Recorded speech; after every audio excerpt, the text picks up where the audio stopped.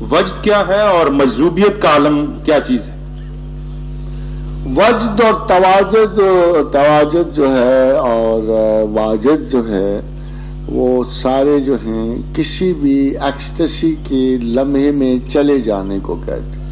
Ecstasy یعنی تلذذ کی قسمیں بڑی ہوتی ہیں. ہم جیسے وہ پوئٹک وجد بھی ہو، کسی شعر پہ وجد آ سکتا ہے، کسی آیت پہ وجد آ سکتا ہے، اور جیسے اس کی مثال کسی قوال کی دھمک پہ وجد آ سکتا ہے. اور بڑے مشہور ایک مثال ہمارے پاس مشہور ہے کہ خواجہ بختیار الدین کاکی رحمۃ اللہ علیہ کی وفات جو ہے، جب قوال نے یہ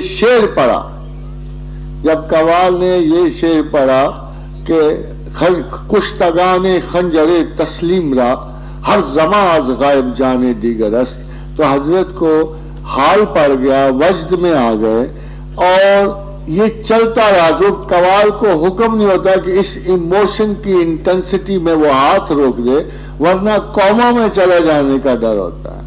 مگر اگر اس کی کنٹینیوٹی بھی کی جائے تواجد کے اس حال کی، تو خواجہ قطب الدین بختیار کاکی رحلت فرما گئے، اور جب وہ قوال نے ہاتھ چھوڑا تو اس کے سارے ہاتھ زخمی ہو گئے، خون بہ رہا تھا. یہ مسلسل 3 دن تک یہ جاری رہا.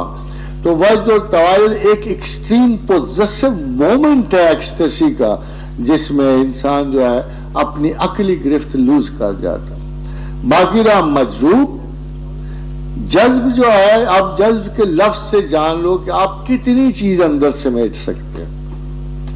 جذب کا مطلب ہے کسی میں چیز سمیٹنا.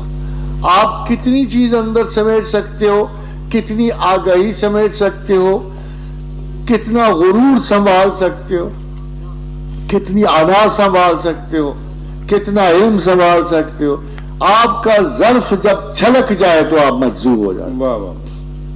مجذوب کی اور باقی لوگوں کی فرق جو ہے خالی یہ ہے کہ مجذوب کو ہم اس لیے مجذوب کہتے ہیں کہ وہ اللہ کی محبت میں سرشاری کو جذب کرتا ہے، انس کو جذب کرتا ہے، قربت کو جذب کرتا ہے. جب اس کا ظرف چھلک جائے تو وہ مجذوب ہو جائے، اس لیے کہ اس کے پاس کیپیسٹی نہیں رہتی کنٹرول کی.